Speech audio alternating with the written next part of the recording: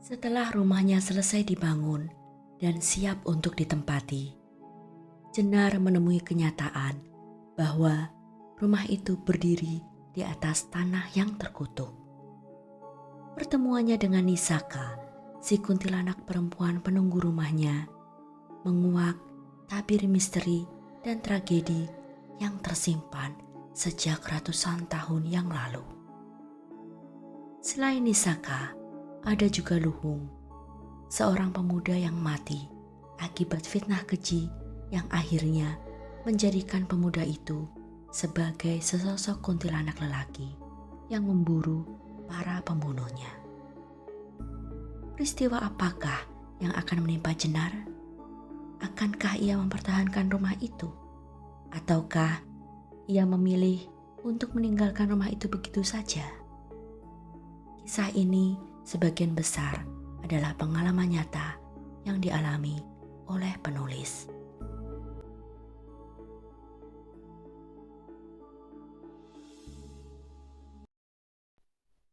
Bagian ke-24, Hutan Jatipati.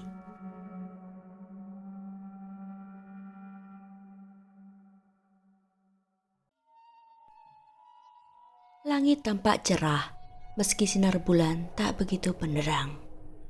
Gemintang pun tampak redup.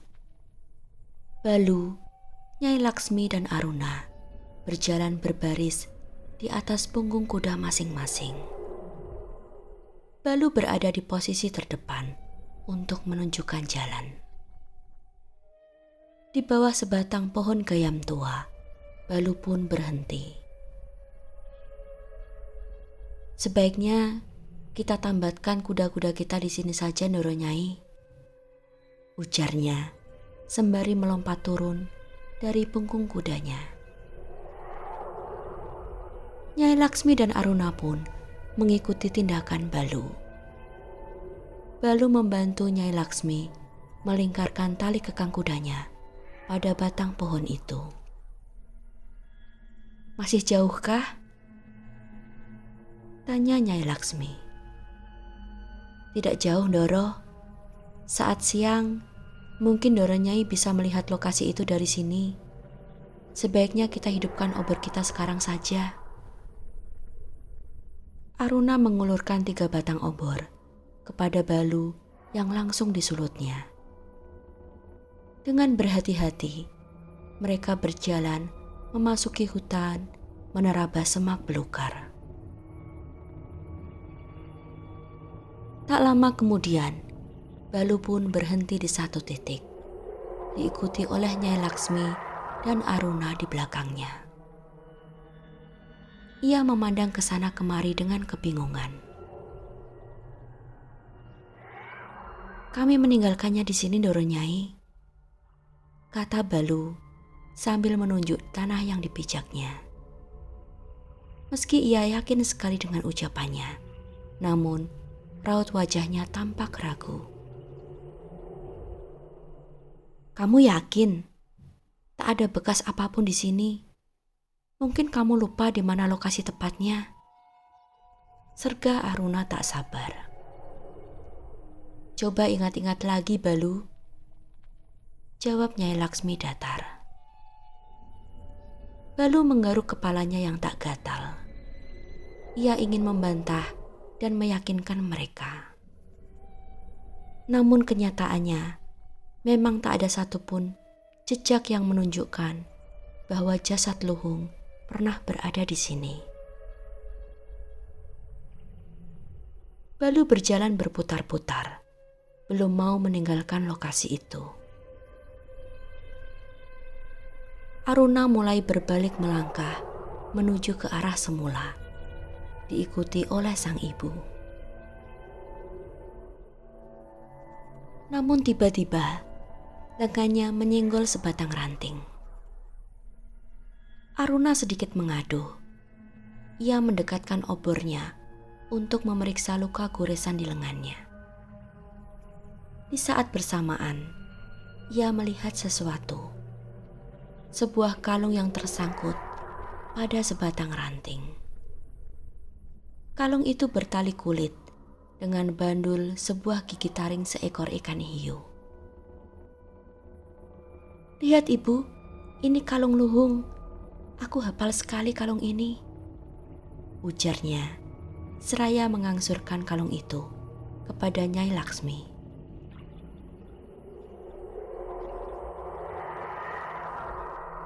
Perempuan itu mengamati kalung itu. "Iya, aku juga sering melihatnya memakai kalung ini," gumamnya. "Berarti memang betul kalian meninggalkannya di sini. Namun, mana jasadnya sekarang?" tanya Aruna. "Mungkin di mangsa binatang buas, Den," jawab Balu lirih. Entah mengapa, hatinya terasa teriris saat mengucapkan hal itu. Peristiwa penyiksaan terhadap luhung yang terjadi malam itu masih terekam dengan jelas di ingatannya. Balu merasakan bulu kuduknya meremang, membuatnya gelisah. Kalaupun di mangsa binatang buas, pasti masih ada bagian tubuhnya yang disisakan, bukan? Tanya Aruna lagi. Tak ada yang menjawab pertanyaannya. Balu hanya menunduk gelisah. Nyai Laksmi tampak berpikir keras. Hutan kembali hening. "Balu," Nyai Laksmi memecah keheningan. "Nggih, Ndoro Nyai. Sebaiknya kamu jangan berhenti bekerja dulu pada Demang Bajra." Balu tertegun mendengar hal itu. Ia sama sekali tak mengira Nyai Laksmi akan berubah pikiran. "Maksud Ndoro Nyai bagaimana? Hamba takut kalau menjadi mangsa selanjutnya, Ndoro. Maafkan hamba." "Mengapa harus takut? Bukankah kamu bilang bahwa kamu tidak ikut menyiksa luhung?" tanya Nyai Laksmi dengan tatapan tajam. "Atau kamu berbohong?" "Tidak, Ndoro Nyai. Hamba sama sekali tidak menyentuhnya," jawab Balu terbata-bata.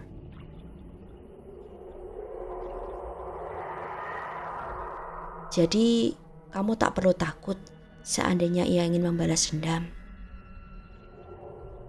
Lalu mengapa hamba harus bekerja kembali kepada Demang Bajra, Ndoro Nyai?" "Aku ingin kamu mencari tahu kira-kira siapa yang memusuhi Demang Bajra dan bisa membantu luhung untuk membalaskan dendamnya. Laporkan hasilnya kepadaku. Aku akan membayarmu dengan upah yang bagus. Selama ini aku tak mau ingin tahu dan ikut campur urusan pekerjaan dan kehidupan suamiku di luar sana.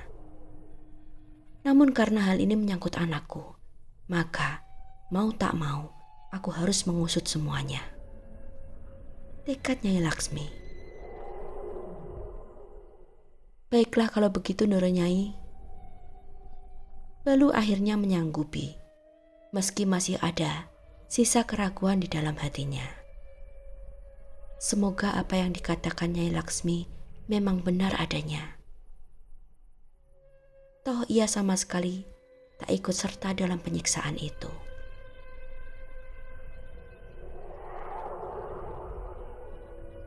"Ayo kita kembali. Demang Bajra bisa saja pulang ke rumahku sewaktu-waktu.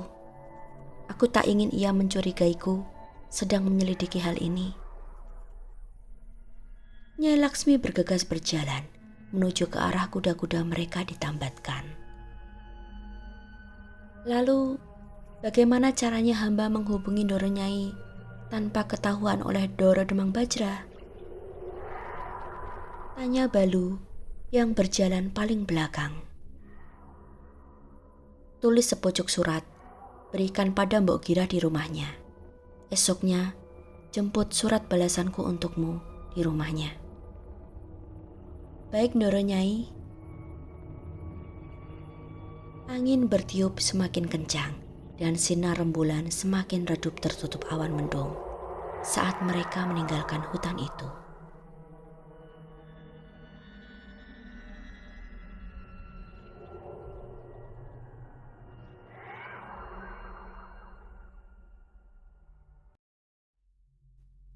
Makhluk itu hampir menerjangku, tapi lalu ia kabur saat melihatku mengacung-acungkan golok kepadanya. Cerita Soleh dengan pongahnya. Wajah pemuda itu bersinar-sinar di bawah terang lampu minyak yang tergantung di tengah lapak. Di dapur, Mbah Kirun yang mendengar bualan sang anak hanya tersenyum sambil menggeleng-gelengkan kepalanya. Soleh memang sudah membual kemana-mana. Nyaris hampir setiap warga kampung itu sudah mendengar bualannya tentang makhluk itu. "Kamu ndak takut, Leh? Berani sekali kamu," ujar Yitno terkagum-kagum. "Ndak, ngapain harus takut? Dia akan kabur kok kalau kita hadapi," sahut Soleh lagi, jumawa. Ketiga orang temannya yang sekaligus pelanggan setia lapak kopi Mbah Kirun hanya saling bergumam. Mereka tak langsung mempercayai bualan Soleh. Namun, mereka tak ingin berdebat dan bercanda tentang makhluk itu. Apalagi setelah kematian Dirun yang mengenaskan. Warga kampung langsung menyambung-nyambungkannya tentang keberadaan makhluk yang dilihat oleh Soleh dan Mbah Kirun dengan kematian Dirun di saat yang nyaris bersamaan. Kalau bukan makhluk itu, lalu siapa lagi yang bisa membunuh seorang manusia dengan cara sesadis itu? Ujar para warga kampung. Para warga kampung yang merasa ketakutan mulai mengadakan ronda malam. Sebagian ada yang mengusulkan untuk mencari orang yang mempunyai kemampuan untuk mengusir makhluk halus itu. "Kalau menurutku sih, nggak usah diusir. Toh yang dia mangsa cuma para centeng Demang Bajra. Kalau diusir dan dia melawan, terus malah kita yang dimangsa, gimana?" Ujar Tomo dengan ekspresi masa bodoh.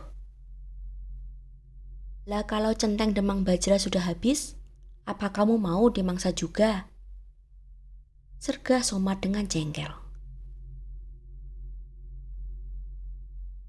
"Malam ini lapak ndak akan buka sampai menjelang subuh ya. Sebentar lagi kami tutup. Segera habiskan kopi kalian." Mbah Kirun memberikan komando. Tomo mengangkat kepalanya dari papan catur. Ia sedang berada di tengah pertandingan seru melawan Somad. "Loh, kenapa Mbah?" tanya Tomo. Belum sempat Mbah Kirun menjawab, terdengar kerosak suara daun jati kering yang terinjak di seberang lapak. Wajah Soleh memucat.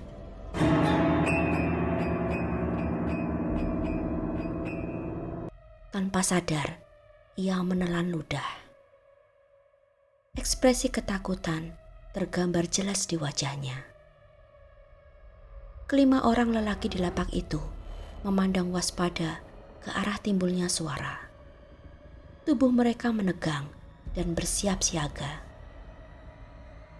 Namun sedetik kemudian, terlihat sesosok rusa melompat cepat, membuat mereka menghembuskan napas lega. "Cuma rusa rupanya, tak kira apaan," ujar Yitno. "Kenapa wajahmu pucat pasi, Leh? Katanya ndak takut sama makhluk itu. Nah sekarang, lihat rusa lewat saja kamu sudah kaku ketakutan." Cemooh Tomo yang diikuti tawa mengejek dari teman-temannya. "Ndak takut, cuma kaget," sergah Soleh sambil melemparkan lap meja dan bergegas menuju ke dapur. Suara tawa dan ejekan teman-temannya berderai-derai di belakangnya. Namun tidak demikian halnya dengan Mbah Kirun. Saat keempat anak muda itu memusatkan pandangan ke arah si rusa, lelaki tua itu justru merasa matanya tertarik ke arah sebaliknya. Tanpa sadar, ia menoleh ke bagian belakang lapak. Di antara gelapnya pepohonan, mata tuanya masih bisa melihat dengan jelas sosok yang menghantuinya dan Soleh beberapa malam lalu.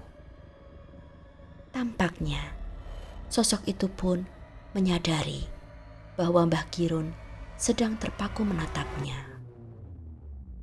Sosok itu menelengkan kepalanya. Lalu, sedetik kemudian, ia melompat dan hilang di kegelapan.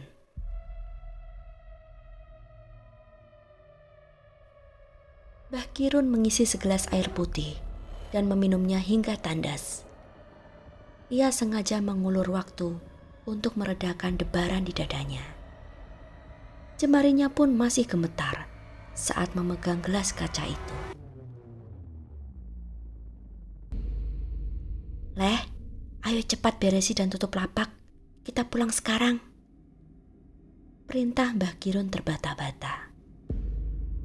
Tomo dan Somat tampak kecewa mendengar hal itu. "Sebentar lagi toh Mbah, sedang seru-serunya ini loh. Sebentar lagi aku menang," protes Tomo. "Ngibul kamu, aku nih yang bakalan menang," sergah Somat. "Iya Mbah, tunggu sampai pertandingan kami selesai." Mbah Kirun mendengkus kesal.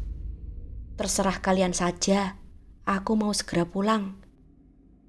Kalau kalian masih mau di sini, tolong nanti kunci pintu lapak. Besok antar kuncinya ke rumahku," ujarnya. "Kenapa sih kita terburu-buru pulang, Pak?" Kali ini Soleh yang bertanya. "Aku lihat makhluk itu melintas di belakang lapak," bisik Mbah Kirun lirih sembari membelalakan matanya. Tanpa komando, seketika keempat pemuda itu menjadi ketakutan dan cepat-cepat membantu Mbah Kirun memberesi barang-barang dan menutup lapak. "Ayo kita pulang bareng-bareng saja," ucap Yitno gemetaran. Semua temannya mengangguk setuju, termasuk juga Mbah Kirun.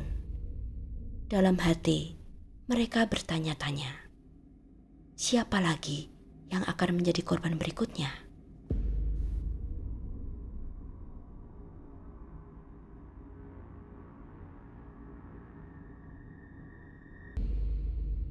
Kisah ini akan berlanjut ke bagian ke-25.